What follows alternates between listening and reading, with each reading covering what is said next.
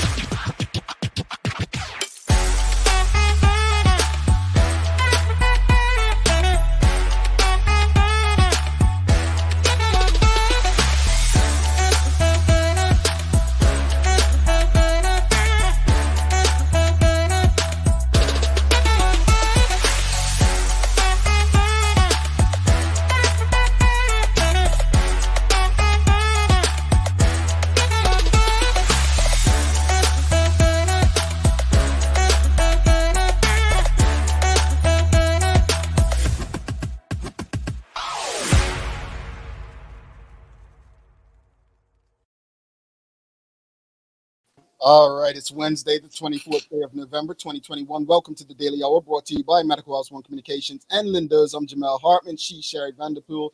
He's Larry Marshall Jr. and Leanna Lambert will be with us in a bit to bring you the latest in her news break, brought to you by People's Pharmacy. How are you both doing other than Sherry trying to dress like me today? No, Jamal, you're trying to dress like me. You're trying to be, and I understand it and I respect it and I appreciate it. Thanks. How you How did we get like? there? The most sane I'm person in doing the good. conversation. I'm doing outside of me. well. I am doing well. I'm happy to be here, be the buffer zone between two of you guys as you rock your maroon today. Yeah. I mean, we didn't plan it, folks, but I guess sometimes great minds think alike. I gave her a compliment. Look at that. Give it that. But no, welcome back, Larry. It's been a while since you've been here, and Thank you. Yeah, we've missed you. Well, at least one of us has. I can't speak. I have Larry. Good morning, everyone, and thanks for making us part of your daily routine. Another good one today as we welcome Olympian. I know I was told not to say former Olympian because we don't say former champion, we say champion, right? So when we're talking about Michael Jordan, we may say former basketball player, but we say NBA champion Michael Jordan. So Olympian is always a thing. So Olympian Troy Douglas is coming to the show. We'll be talking to him about his journey, and he's out there doing some great things. Anybody know about Three Little Birds? Yeah, that Bob Marley song. Yeah, he's doing some good things with Three Little Birds, the team, and we'll speak to him more. I just got it. I quoted on late. Well, Sherry didn't get it a couple weeks ago. It was part of this, and the only reason we didn't do it today in honor of Troy Douglas is because we did it. I asked the jersey, right? Yes, I thought that's what you was going for. Okay. Jersey. But just full disclosure, I was like, oh, what is Troy doing with Ajax? Okay, let's not say this when he comes, right? Let's get it right. And he knows me. But I know it now. Ajax. I knew it before. Whatever, Jamal. I'm telling you, I'm going to get a soundboard. But nevertheless, let's get into the show. It's time. We're going to stay on time. Ajax was what we used to clean clothes back in the day, folks. Back in the day. All right. So don't mind Sherry. She's learning. We all learn at our own pace. I'll leave it at that. The Daily Play is music today. So I was going to do an easy one. I'm going to tell you, since we had Troy coming on and speaking about sports, I was going to do a little, and I'll just test you both.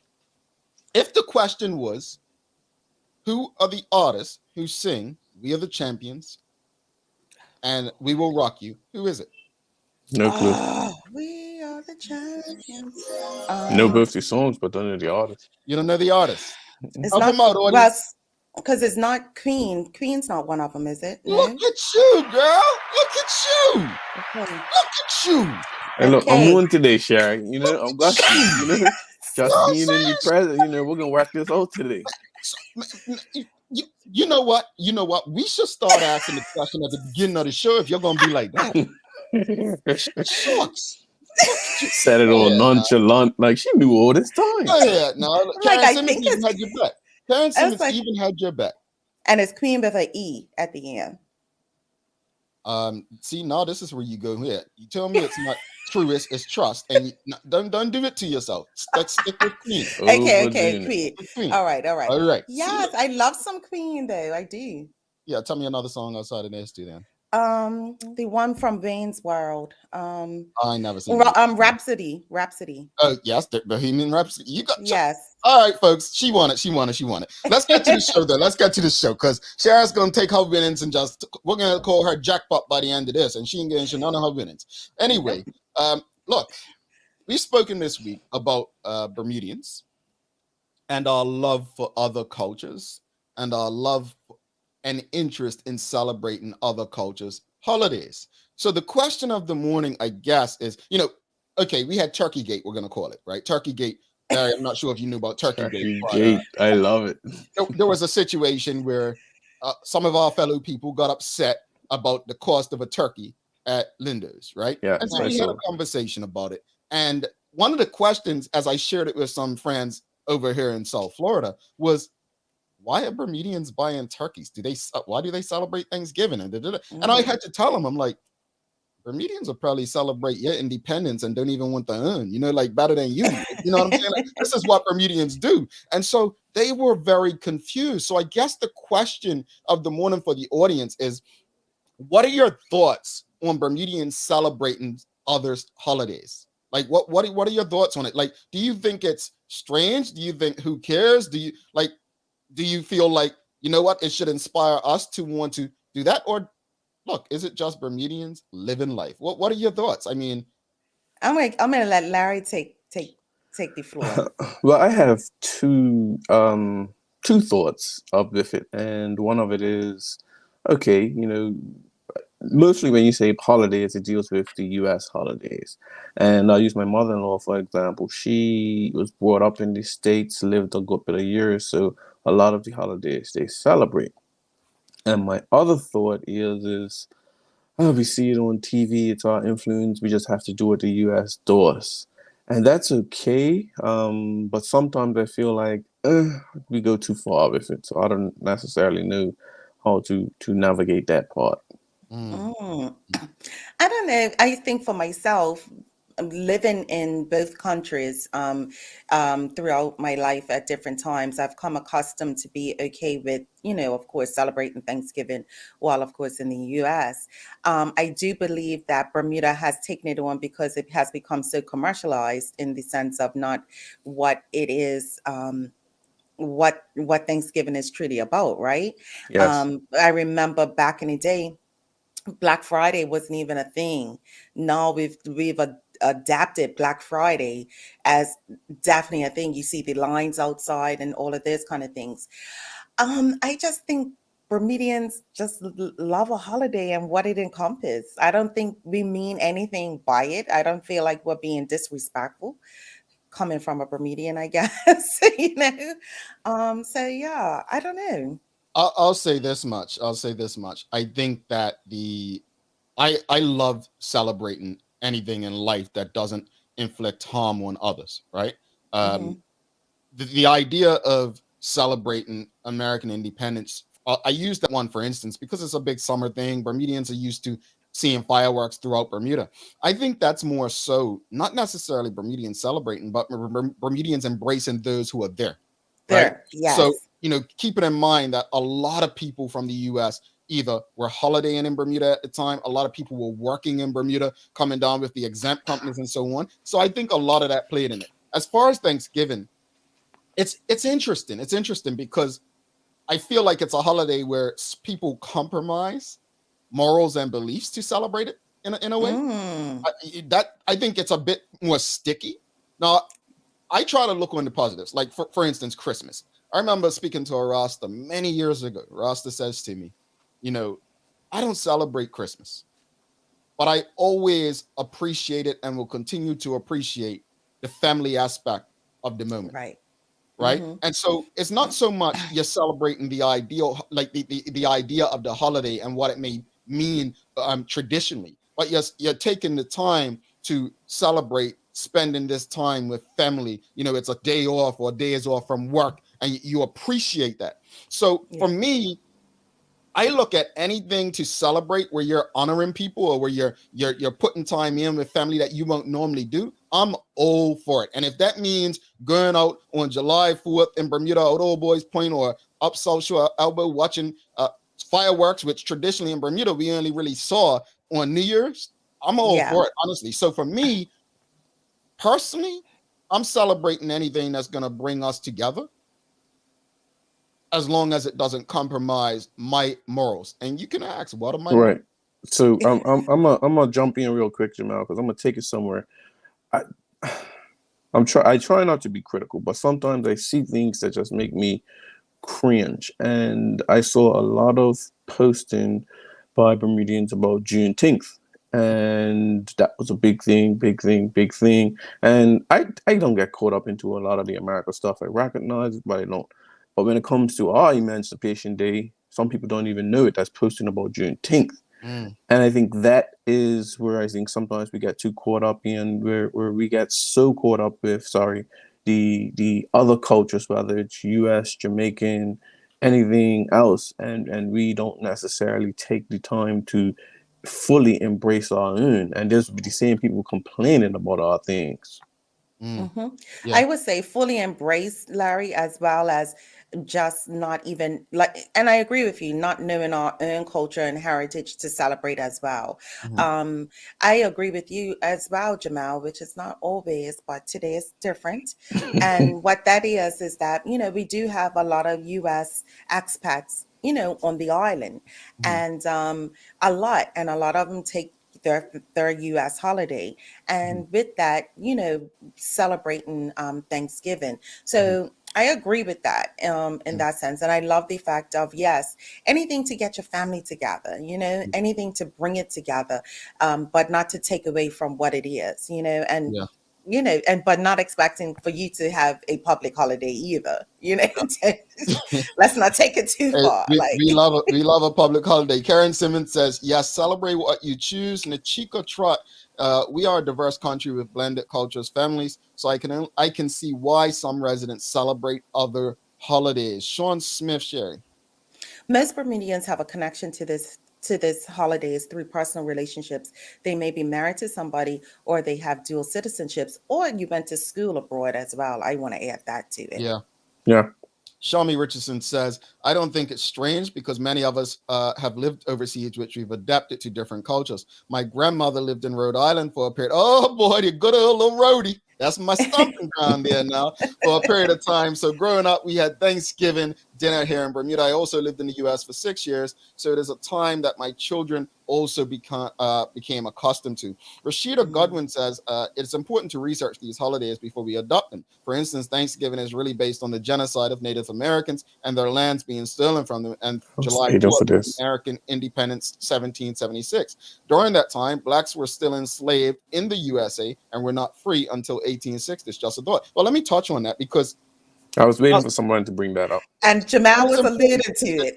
I was. And that's where I was talking about, like, conflicting with my morals, right? And, I was talking to a friend yesterday, and we had a deep conversation because, and Larry, you and I had a personal conversation about 2 weeks ago about a situation where, I was in disbelief at something. Like, we have people that are very outspoken, pro-black, this and that, and then you see they do things that are against everything they stand for. And it's, look, let's just be honest. We're living in a time right now, folks, where people are trying to survive, and they're literally compromising everything they've ever said publicly. That is the thing I try hardest not to do. It's a fine line. It's a fine line.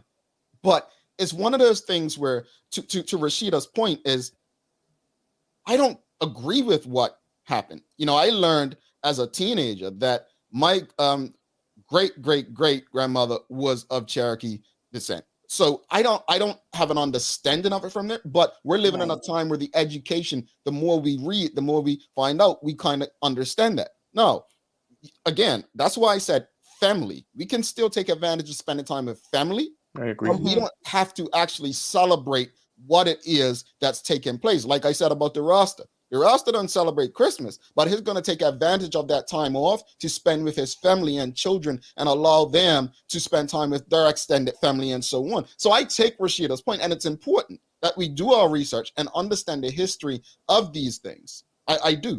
What is your thoughts about adapting the whole, it's a separate thing, but Black Friday, you know what I mean? It wasn't a thing in Bermuda. We know it comes a part of Thanksgiving. Are you okay with it now? And I say okay with it now in regards to the economy needing what it needs, I don't or think. should we have even, Yeah, I think the businessman just took an opportunity and said, "Hey, we can we can maximize what we need to maximize, and we can get people out spending money before Christmas because they was always going to spend the money, and now it's just getting it a bit earlier." Well, okay. I mean, and credit to People's Pharmacy because they pulled out like 2 years ago, said that they're not doing this. They said it was a threat to their employees. And I don't remember the exact quote that they used, but I remember reading it in Burn News. But you have some businesses that started doing it, and there was a craze and people lining up, and they just said, "This is not who we are. This is not what we want to portray." And I believe People's Pharmacy were the first ones to pull out of doing it because they recognize the safety hazard it was to their to their staff. So, not but to Lara's point, Sherry, businesses just see an opportunity to make more money, and I think that's the bad part of it. So you remember when I said, I'm all as long as it's not causing harm, like physically, emotionally, mentally. Yeah, I'm cool with the dinner part, but Black Friday has always bothered me from people literally almost risking their lives for material possessions. Like that to me is bothersome. And so, no, I don't think that's a part of the culture and the holiday that we want in Bermuda, and we can let them have it in the US. Yeah. I had never been in for the whole Black Friday thing. My mom, who's lived in the States, you go to Black Friday for necessities, a fridge, this, not for Elmo, not for a PlayStation, not for this type of things. You did that, but to see where it was pop up tents. Well, sorry. They'd kill you over an Elmo. You, Larry. Quick question: you have a toddler, Mason's 3 or 4? Mason is 3. Okay, you have a 3-year-old son. Seriously, and I'm putting you on the spot. Is there anything in a store, a toy store, that you are going to stand in line for 10 hours? No, don't even finish it. No. I was like, you don't even need to ask. Honestly, it could have been something that he said is an educational tool. I'm just saying anything. I'm not standing for 2. I will find a way, but and if I ain't, we'll move on to something else. So, it's enough things in this world that he's able to play with. Okay. Let's go back to the audience. We have a lot of questions. Question of the morning is, what are your thoughts on Bermudians celebrating others' holidays? Nicole Walker for you, Larry. Celebrate as you please, but put the same level of energy into learning about our own history and culture. Thanksgiving is a no for me, given its history. Bermudians say, "Oh, it's just about the food." Yep, I take your point. Yeah, Nicole Walker goes on to say, "Thank you, Rashida. As a descendant of Cherokee, I cannot." And obviously, what is descendant of the same Cherokee? We're the same, and that's where I'm trying to be as honest and real with you all as possible. Like that's where it gets conflicting for me. That's where I don't want to live. We're all hypocritical in our own way, but when you willingly do it without trying to recognize the hypocrisies that you're living, I think it's a bigger issue there. Yeah. And so, it should be a conflict for Americans too, especially Manuela John Larry. My mother worked at American International, so she was off for Thanksgiving. When we knocked off from work, Thanksgiving dinner was served. Sounds good. Anika D. Shield, Sherry. Wasn't Black Friday the day the slaves were traded? I think I read that somewhere, but never researched it, to be honest. I think that's part of it. And then it's a couple of different things that stores went into the black because so many people spent a whole lot of money. And then I've heard something about asphalt. It was like so many people were on black asphalt all day. So it's like 3 different things that I've heard of. I don't think the other game. Sorry, they're never going to admit to that first one. So. Well, that's the thing. I've read about both what Anika said, and I've read about what Sherry said. And to me, it's like one of those things where, what do you want to believe, right? Yeah. We're left with that. But it would not surprise me one bit, the first one, based on what the actual holiday is, celebrating. Sharmi Richardson says, I despise Black Friday, not interested. Kathy Brumby says, I worked for an American company, and when it was here, I made a turkey dinner for my family, or I traveled to the US for Thanksgiving and Black Friday. I would buy my children's winter clothes at Black Friday. Well, look, I was jokingly saying when Leanna mentioned Cyber Monday during her news break the other day, I said, that sounds so much better than Black Friday. Yeah. Way better. And And if I need anything, that's the route that I'm doing. And I say, and I'm a shopper, and I can't do Black Friday. I just cannot do it. And I've been introduced to Black Friday since a teenager. And like I said, my mom always said, if you're gonna do Black Friday, it's for a need. And we're talking big ticket items, stuff that people aren't really lined up for anyway. You know what I mean? But you're not doing it for clothing. Yeah. For The toys. only thing I have done it for in Bermuda is this phone from One Communications. Yes. And I'm looking forward to see if they have another one. I don't even stand in line. I wait for the line to be done and say, hey, can I get this upgrade? Which was free. Hey, you know people now. We can make a little call. Hey, look, you listening, one? But take advantage of these relationships. Hello. No, question of the morning, folks, was what are your thoughts on Bermudians celebrating others' holidays? And obviously, we've got people that went a bit deep on us. Let's go through these final comments. Don't forget, we have a big conversation coming up with Troy Douglas, Bermudian Olympian, and we want to make sure you feel the need to engage with Mr. Douglas and so on. We're going to go to these final comments. Let's bring them up. We have Sam Cat Play says, yes, Black Friday was the day slaves were traded. Also, they termed it as economic slavery, whereby blacks spend so much but don't take care of their bills. Well, never heard of that, but yeah, that fits the narrative. Jamaica Smith says, I can appreciate when I see people admonish these holidays and highlight why they should not be celebrated, or the need to change these holidays, e.g. Columbus Day has been changed to Indigenous Day in some countries. Dang. And you know, even in Bermuda, they changed the Queen's birthday to Heroes Weekend. So there are things that can happen. So thank you for that, Jamaica. I actually forgot about that. And Anika DeShiel says Bermuda should have as much Bermuda pride for holidays and history. For our. But even in Bermuda, it's no more Summer's Day. It's Mary Prince Day. Yeah, right. So we've made changes. Yes, good point. And the thing is, but also do we know why? You know, we didn't do Queen's birthday, but we're doing Heroes Day, but you know, Carnival. You know what I mean? So do you know? Yeah. and then they want a Carnival to replace May 24th. Like that was going on when it first came out. So it's we got to get the balance right. And remember, I remember back in June, we asked people to name all the heroes. And no one knew the hero. We were leaving out, I think it was Gladys Morrow. And I think that's Kathy Brum, who watches this show almost daily. That's her grandmother, and she helped us out. But the reason I say that is we're celebrating things we don't know the history of. Oh, overseas, we don't know much of our own history, right? So, I mean, 10 years ago, many people didn't know about Mary Prince or Sally Bassett. So I think we're making some headway. Let's bring Leanna in because we need to leave some time for our guest for today. Lee, how are you today? I am great. I am feeling rested and ready for, what is it, hump day? Is hump day? I don't even know what day it is. It's a holiday for us.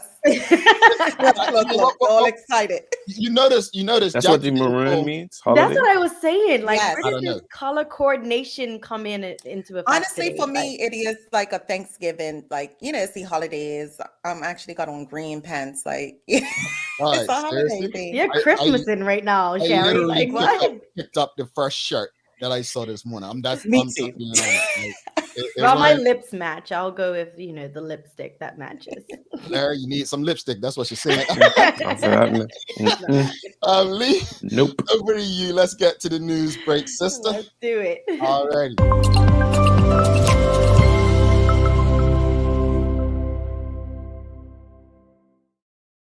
Thanks, Janelle, Sherry, and Larry. Good morning to all of those who are tuned in with us today. I hope you all are having a great start to your day. I'm Leanna Lambert, and it's time for the Daily Hour News Break brought to you by People's Pharmacy. In today's top stories, well, we might not yet be out the woods after severe weather warning was issued as the island experienced gale force winds yesterday. Meteorologists even said a number of tornadoes were spotted off the coast of the island and severe thunderstorms during yesterday's bad weather. Now, according to the Bermuda Weather Service, winds in Dockyard hit 71 miles per hour with gusts up to 85 as one of the thunderstorms skirted the West End. Now, more than an inch of rain fell across the island during the day, and meteorologists warn that more bad weather is heading our way. Temperatures are expected to drop significantly, and it will feel particularly cold today and tomorrow, getting as low as 60 degrees. Meanwhile, the Ministry of National Security highlighted that hurricane season is not yet over. In other news, KFC has raised just over $5,000 in support of the Coalition for the Protection of Children following their Halloween treat voucher campaign. The campaign, now in its 7th year, sold booklets of vouchers with a value of up to $12.25 for only $2. Children under the age of 13 could cash in the vouchers in exchange for food items from the restaurant's menu. Now, KFC yesterday said that they were excited to hand over a sizable check to help the charity that is dedicated to tracking areas where families struggle and require assistance formulating goals and strategies which aim to address the root cause of the issues we face as a community. Meanwhile, the Bermuda Hospitals Board and the Mid-Atlantic Wellness Institute is inviting the public to join in celebrating International Day of People with Disabilities next Friday, as they are set to hold a motorcade to observe the day. Now, last year, the day was celebrated with a motorcade, and organizers say the clients truly enjoyed the attention. It was so well received, they say they've decided to do it again this year. Now, anyone interested in participating is encouraged to be as colorful and as noisy as possible, cheering our motorcade of clients and staff from our intellectual disabilities department as they travel along their route. So bring your whistles and other noisemakers, pom-poms, and other shows of support. And swimmer Maisha Sharafieff and archer Jaden Roberts have been selected as Bermuda's flag bearers for the opening ceremony at the 2021 Junior Pan American Games in Colombia, which is scheduled to start tomorrow. The two, who are the youngest members of the team, will lead the participating athletes and support staff at the ceremony, which is scheduled to start at 6 p.m. tomorrow in the Estadio Pascal Guerrero. Taking a look at today's weather, we have a high near 66 and a low near 60 degrees. As we stated earlier, today will be windy and colder. The wind eases and temperatures begin to rebound late in the week under generally partly cloudy skies. Then a cold front sweeps through with showers and gusty wind by early Saturday. That's all for our daily hour news break, brought to you by People's Pharmacy. But before we go, here's your little helpful daily tip from your favorite community pharmacist. It's important to finish your entire course of antibiotics, even if you start to feel better after a couple of days. You can trust your People's Pharmacist to advise you if you miss a dose of the best course of action. Now let's head back to the studio with Jamal, Sherry, and Larry for today's Daily Focus. Hey, Lee, that roll of the tongue, right? I think it has some people shocked, but they don't know you're fluent in Spanish, you know. Yeah, I was practicing that. But I was like, come on, Lee. I know how to do this. It's been a while. You might be rusty, but I could do this. Hey, I was like, Lee. Leanna's It seemed fluent in forced. Spanish, you know, folks. Yeah, hater. Oh, yeah, hater. I love it. I love it, bro. I love when you're here because it balances the hater. You know what I'm saying? They take What advantage. happened? Romance. You I'm see here. romance Hater. coming through, Sherry? Yeah. King You know what? hater. Lee? So, quick, King of so shade. we have a Dutchman coming in. Do you know any Dutch? No. Okay, so time to go. Have a great weekend. Honestly, enjoy your days off. Well deserved. Hardest working person in showbiz. So we'll see you on Monday.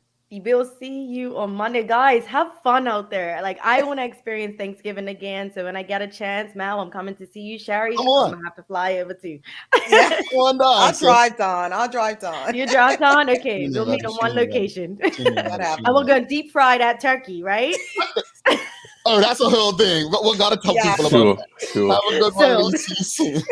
Okay. See you later. All right, fried Bye. turkey, folks. We'll talk to you about some fried turkey. Don't go anywhere. We're going to take a quick break. We will be back with, I'm going to say, an Olympian star, Troy Douglas. Stick with us.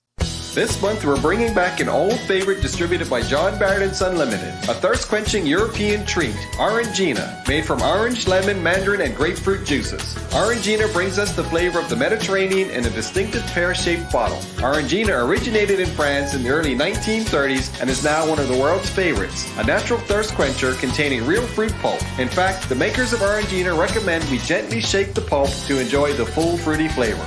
Lindo's, why go anyplace else?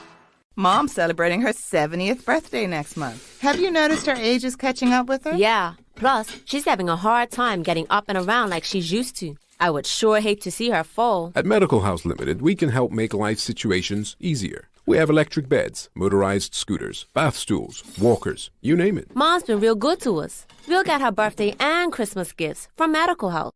Medical House has relocated next to the Dandytown Field, number 6 Bakery Lane, Pembroke. Telephone 292-3622.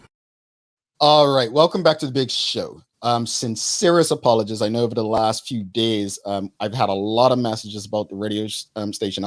We weren't on all this time, but for those who are tuned in, I see you. You can now. It should be fixed. I know you're probably saying, "Oh, damn it! Now I can hear Larry and Sherry." I know.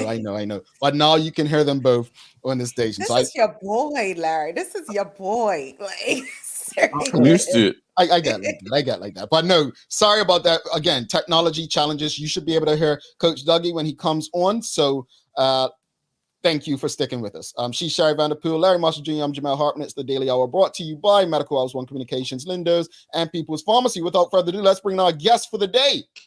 This is a star, Troy Douglas. Welcome to the show, sir. Thank you. Thank you very much. Thank you, guys. Sherry. Larry. Hi, Troy. Brother Troy. How you doing, guys? Long time no see. Yes. For real, last time I saw you, you're contributing to Bermuda in the Bermuda Tourism Authority, and I was like, "Long may it last." It was a blessing to have you in that space, and I say that no shade to anyone. It was a blessing. Thank you. I had a great time there with you guys. Absolutely. So let's get to the convo. For those who may not know, though, right? Tell us a bit about your track career, because I had done my own research, but I always have to ask the person just to be sure, right? So your first Olympics was 88. Just take us through your journey from your Olympics career and how you transitioned to representing the Netherlands. My career started in 1980 something. And the reason why I became an athlete was because I wasn't interested in trying to win an Olympic gold medal. I was more interested in the journey, on what it took to be a world-class athlete. Mm-hmm. So having to see guys like Cal Dale and Norbert Simons and Stanley and Gregory Simons and those guys and Clark Godwin and those guys at the stadium every day practice, and see them go through their journey, I wanted to experience my own journey.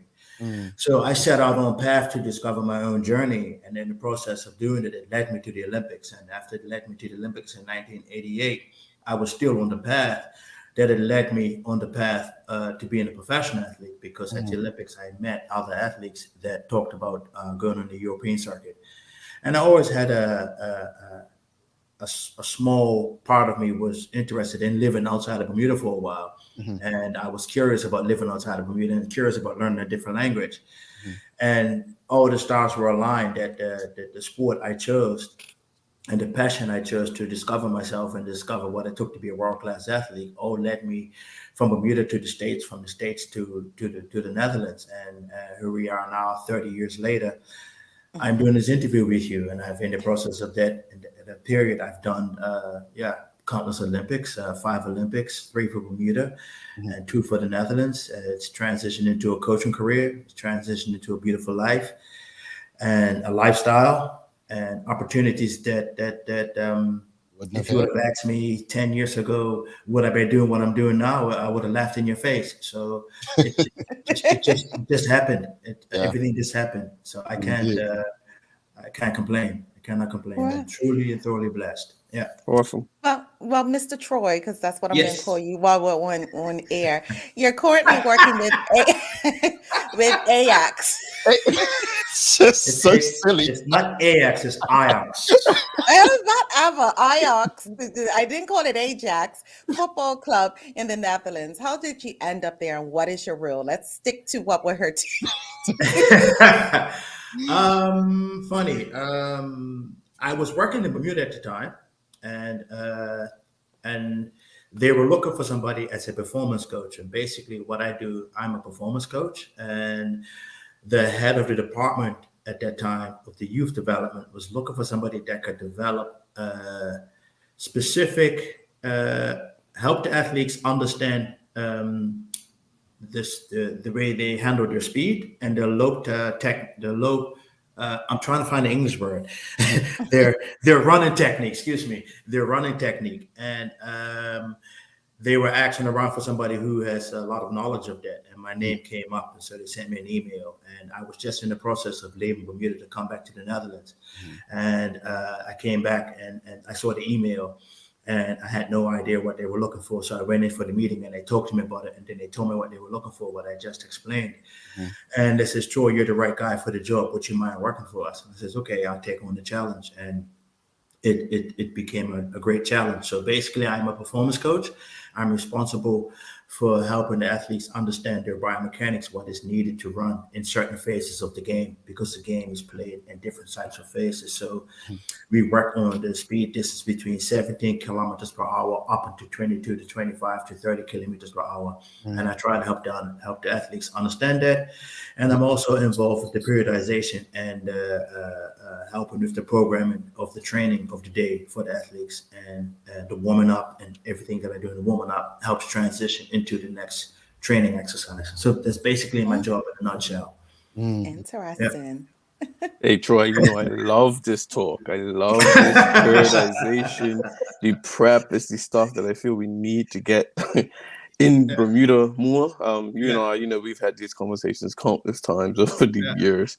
But sticking to the topic of how did your career in athletics prepare you for your current role at Ajax?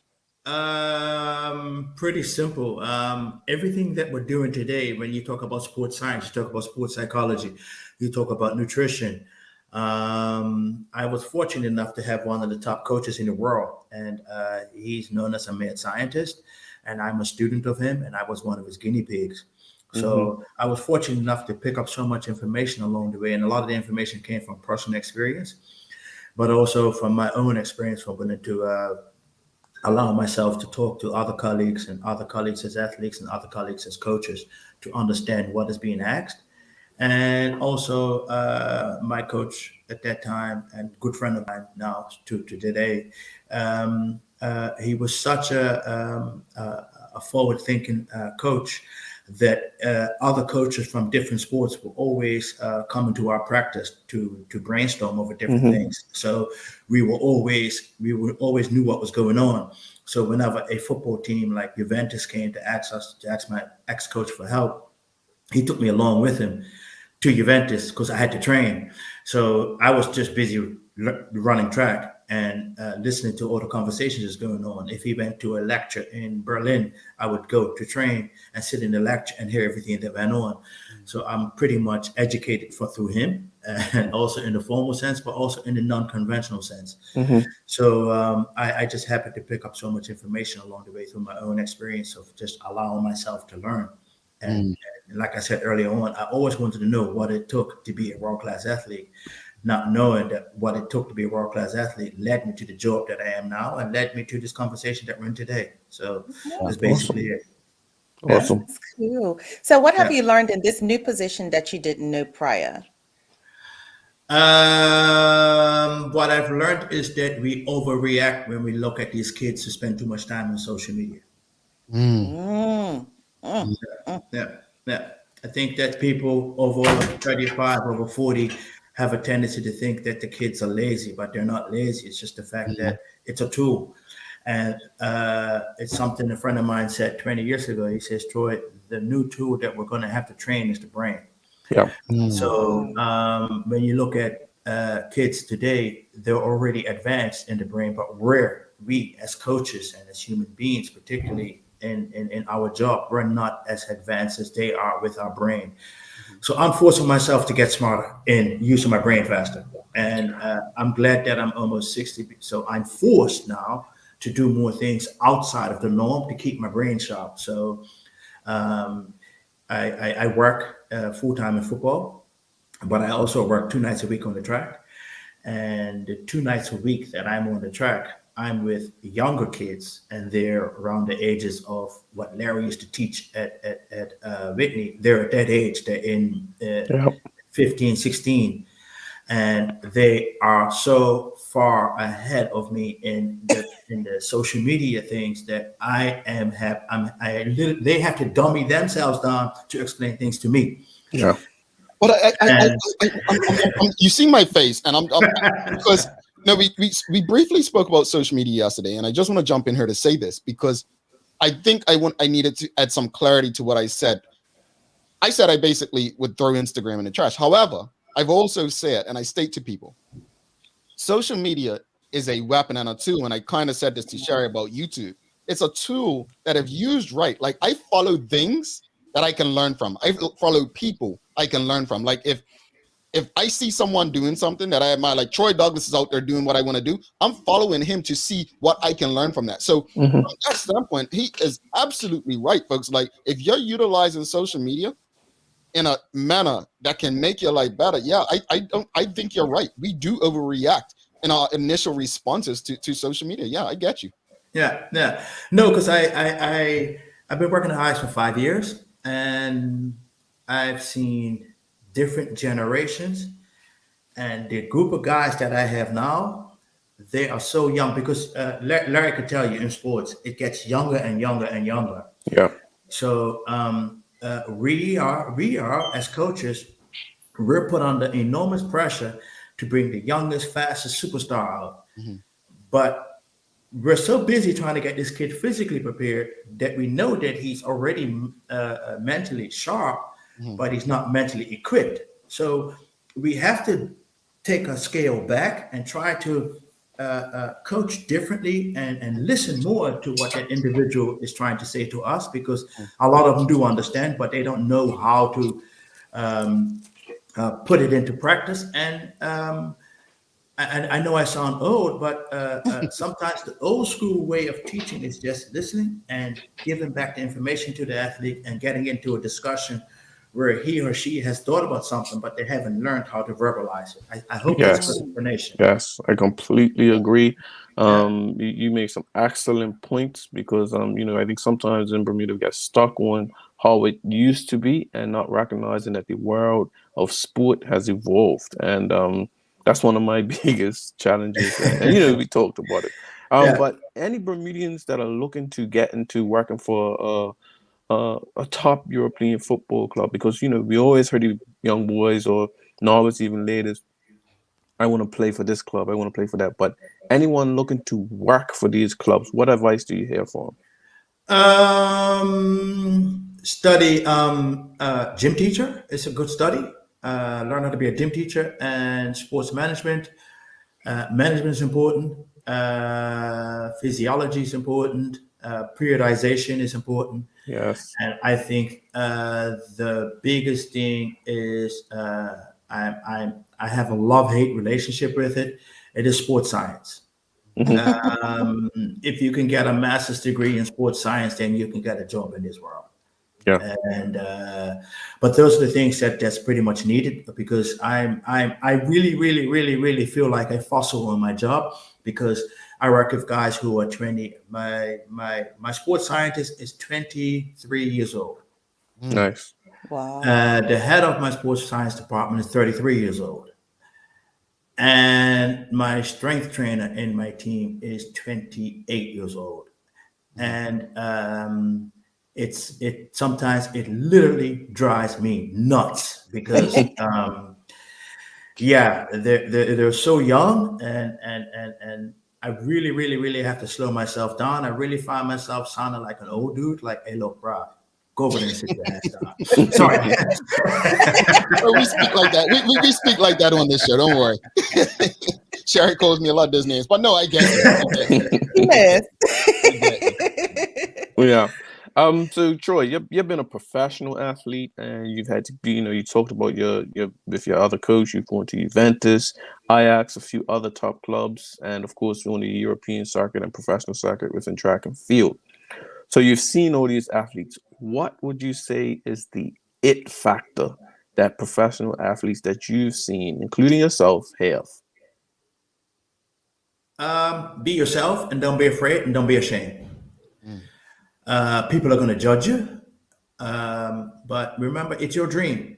It's your dream. And I know people say, yeah, go out there and try to accomplish your dream. No, just live it. If you wake up this morning and you know that this is who you are, then be that. Don't be afraid to save something. Don't try to save it for the next day or talk about I'm trying to save it for the Olympics. No, live it today. So when you get to the Olympics, you've already lived it. So it's not going to be a surprise to you. So then you can take back and take in another element of being at the Olympics, or another element of sitting in the stadium and watching a Champions League game, and you get to see other things, and you get to feel and experience your six senses. So I say, live every day in the moment. Don't cheat yourself. Please don't cheat yourself. Live in that moment. Yeah. Indeed. Nice. Wow. What is next for Mr. Troy Douglas? What is next? Glad you asked that. It's an interesting question. A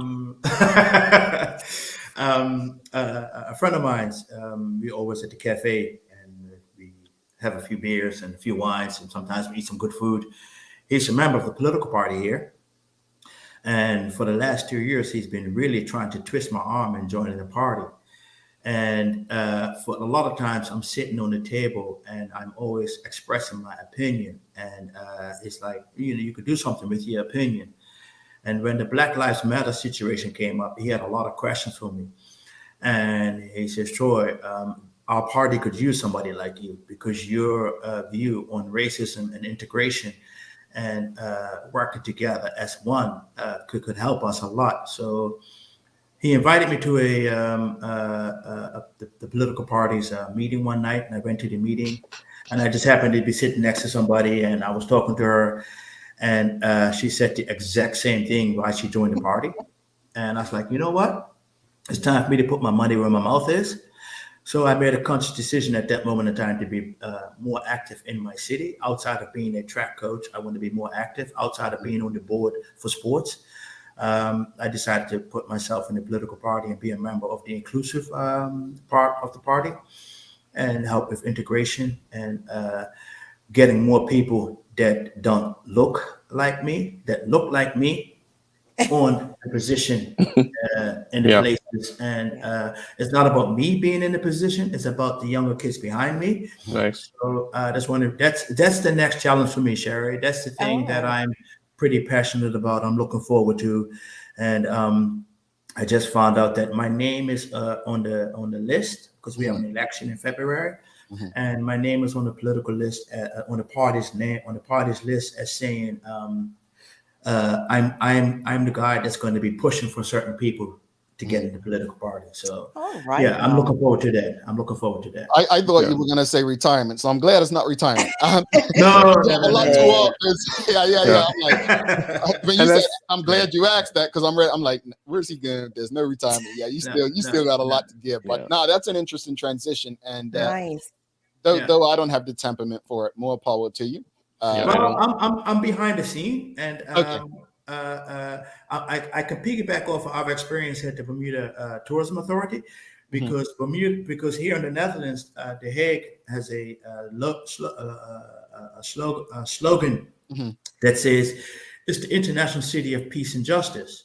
So all the world courts are held here in this city, and a lot of international business are here. And the newest the second language is almost English here, so the opportunities are very limited. And I think you could speak from your own experience, Jamal, is working in the Bermuda tourism. For me, it showed me a lot that we as a people, we can sell ice to an Eskimo. I'm telling you, because we believe in the product, and as Bermudians, we saw Bermuda so well that I think every kid that is born in Bermuda, it's in their DNA to sell their country.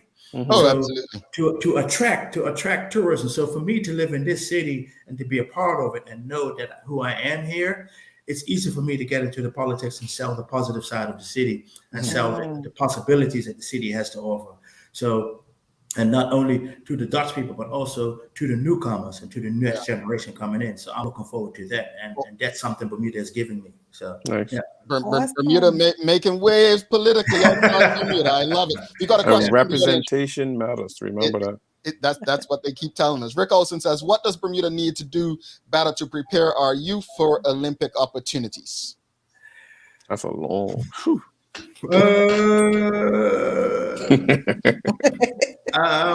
I think it's a very good question. I would go back to what we started, and Larry could help me on and piggyback with me on this.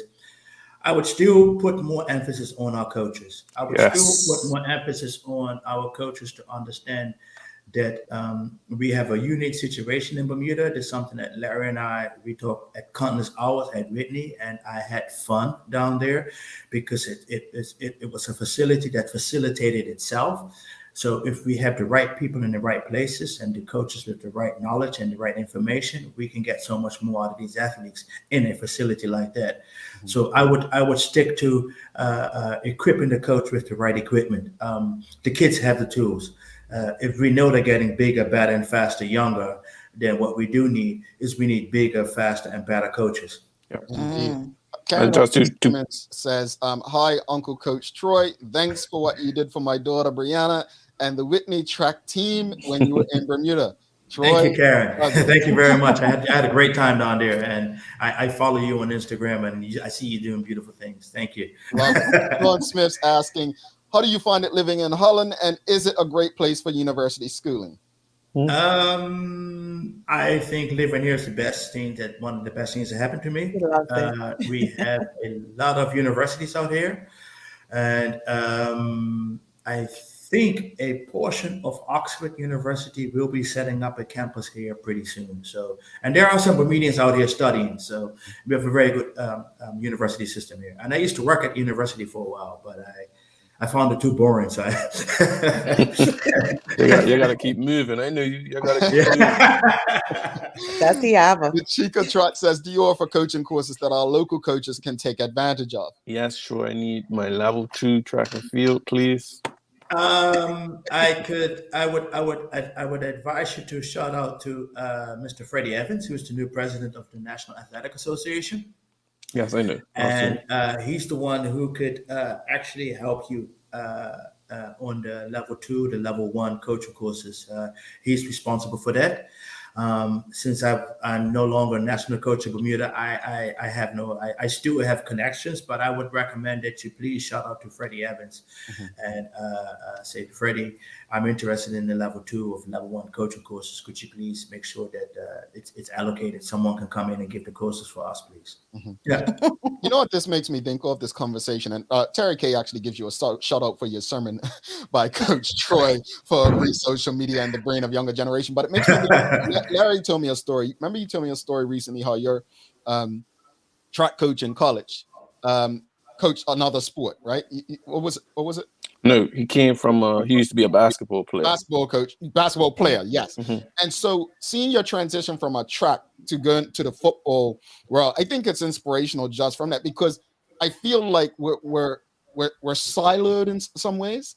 You know, I remember a couple of years ago, we were talking to Jacun, and you know, like people may see him, I said, just as a cricketer, but not as a sports person. So I love the fact that you've transitioned. And before you go, we got to wrap it up.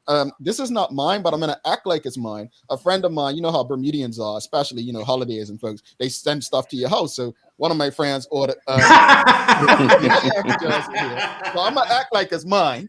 I'm gonna act like it's mine here, so I'm just letting you know I'm representing for you, right? Thank you. Why wouldn't he wear it this morning? He wanted to wear maroon. It must be coordinated. I couldn't wear somebody else's jersey. Then he'll know, like, you know. I'm like, you should. I too bad there's no more public at the games at this moment in time. But you should be at a game when they play Three Little Birds, second half, when the team comes out.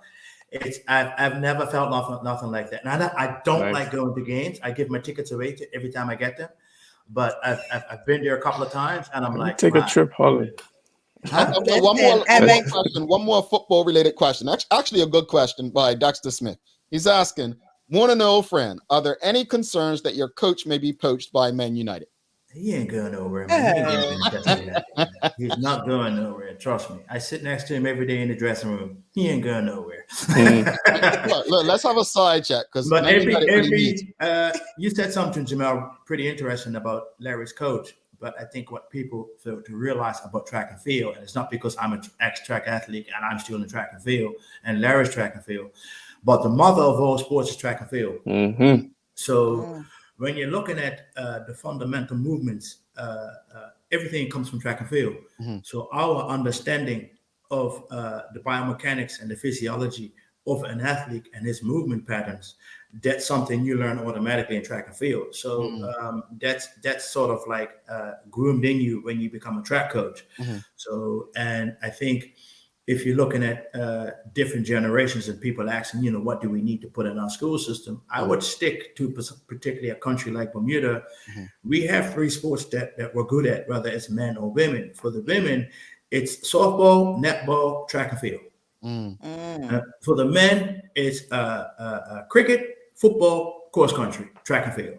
Mm-hmm. If you look at what that foundation, if you look at a kid in Bermuda, I have 2 nephews who are great 2-sport athletes.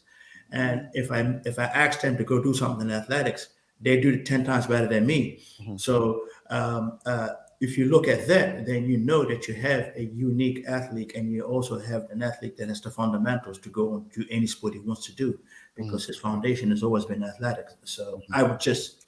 Yeah. Troy, we have to run, Sherry. Honestly, I'm so sorry, but we have to run with a movement moment, and we are out of time. But Troy, thank you so much for this. We have to run. We've got a movement moment from our sponsors, and we'll definitely be having you back soon. Thank you, guys. Troy. Thank you very much, and enjoy the rest of the day, Bermuda. No problem. All righty, folks.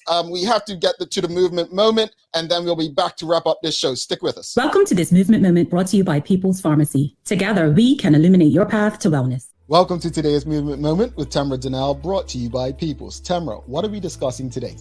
Good morning, Jamal, and good morning, as always, to your listening audience. We are wrapping up this month's horoscope of power, humility, the power of gratitude, just to discuss 6 ways that you can speak about your accomplishments without bragging. So humility versus ego, which we have alluded to this past month. I think about 2 weeks ago, we talked about being coachable.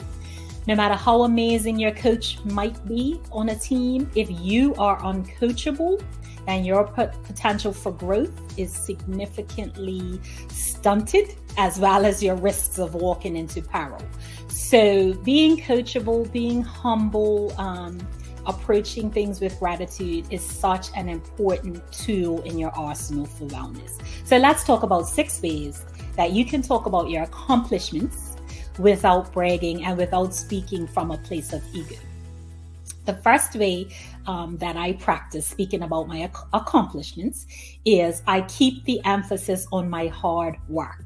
So no emotions, no hyperbole, just matter of fact, talking about my hard work. The second way is to not belittle others. My competition is my competition, and how well I do has no bearing on how I speak about my competition. I focus solely on my own actions and, like I said, my own hard work. The third way you can speak from a place of humility is to give credit where it's due.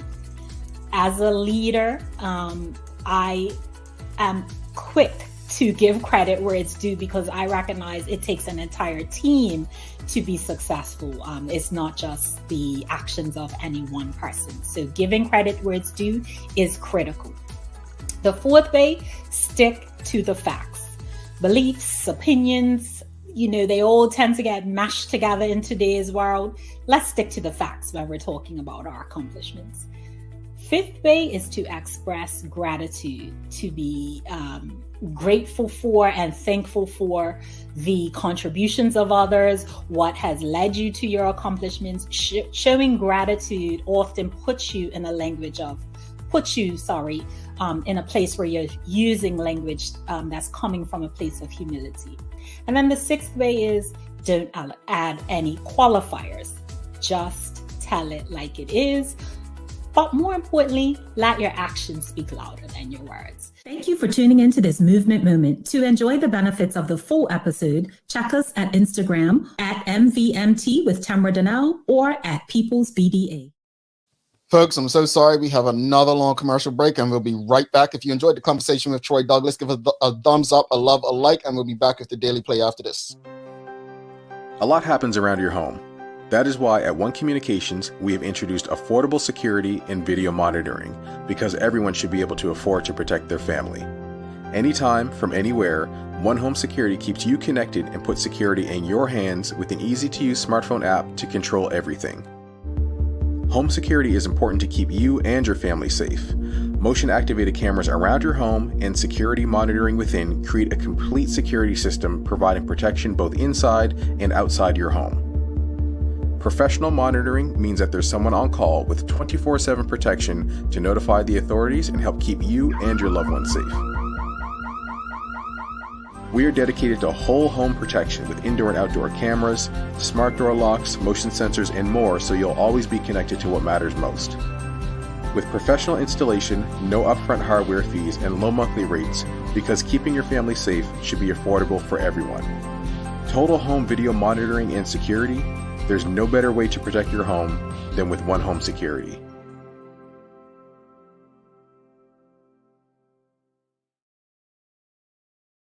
Why did you feel the need to go public with this? Let's go there first. It originally started out of frustration. Are you a part of the PTA or PTSA? Because there were people that, when we discussed this on the Daily Hour, said, well, this would be something that parents or guardians would be involved with the PTA to ensure that this doesn't happen, or if it does, they're part of the conversation and so on. You know, the whole thing about my son's grades is neither here nor there. If they really want to go there, my son was on the honor roll and the principal's list until we came back to Bermuda. And then we started to experience issues with education, and a lot of them were petty issues. The minister actually had made a very blanket statement. I have nothing against rules. I am not telling my son that rules are a bad thing and we're going to break all the rules. All right. Well, thanks again to Troy Douglas. Again, if you appreciated that conversation, give us a thumbs up, a love, a like. Always appreciate those kind of conversations. Thanks again to our partners, One Communications, Medical House, and People's Pharmacy, and Lindo's as well. It's time for the Daily Play. So today it's going to be music. Daily Play brought to you by Heineken 0.0. Great taste, no alcohol. Here's the question. Who co-produced Summertime with Will Smith? Oh, Jazzy Jeff. Wow. Gee. Sherry, thank me later. You need me come on tomorrow? You're right. You're right. You need me come on tomorrow? No, not on tomorrow. Monday. You know what I've noticed, though? You know what I've noticed? I don't think she's ever gotten one wrong when someone else has been here. I don't think. No, honestly, and I'm not saying. Maybe it's all in her head. Trying to say, oh, it's not you, Larry. No. I'm saying maybe it's all in her head that just the idea of her competing against whoever's here, she gets it. Maybe. I don't know. All right, most concise matter. Wrap up today's show, Sherry. Do what you like for Thanksgiving, make it for what it is, and for you. Do what's best. And Troy Douglas, I love Uncle Troy. I'm glad he's doing wonderful things and, continued success. Indeed, Larry.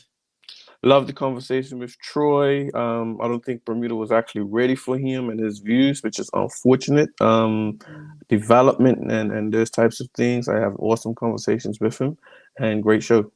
Yeah, I would definitely say I enjoyed the short time we had together at the BTA. I don't think he and our mindsets were a good fit especially in that organization at the same time. I agree with what both of you said, and I really hope that people like him, and I see him excel in other places. Somehow Bermudians who don't know can find inspiration. There are a lot of young Bermudians that may not know about Troy Douglas or what he's accomplished and what he's still accomplishing. And so hopefully shows like this, our audience will continue to share. As far as Thanksgiving, folks, hey, do what you feel is best for you, your family, and yourself, and just stay safe. Enjoy it. Sherry, I know you've got some daily inspiration for us. I do. You're braver than you believe, and you're stronger than you seem, and smarter than you think. Read it over, because you were cutting out a bit just now. Just say it over. You're braver than you believe, and stronger than you seem, and smarter than you think. Got it? I like that. I'm taking that with me today. I like that. Folks, don't forget, we're not live again until Monday, but there will be a special episode tomorrow with Alyssa here, with the mother of a Whitney Institute student. She'll be sitting down and discussing the situation with myself. So you can tune in tomorrow morning to watch that if you'd like. And yeah, you can write if you like. Your comments just won't go up. But that's we're taking a couple days off. We need rest. So thanks again to our partners, Medical House, One Communications, Lindos, and People's Pharmacy, for ensuring that we're able to do this with you on a daily basis. As always, we appreciate you, we love you, and we thank you for making us part of your daily routine. If all goes well, we'll be back to do this again with you live next Monday. She's Sherry Vanderpool. He's Larry Marshall Jr. I'm Jamel Hartman. My friends, make it a safe and great weekend. A long one to you. Cheers.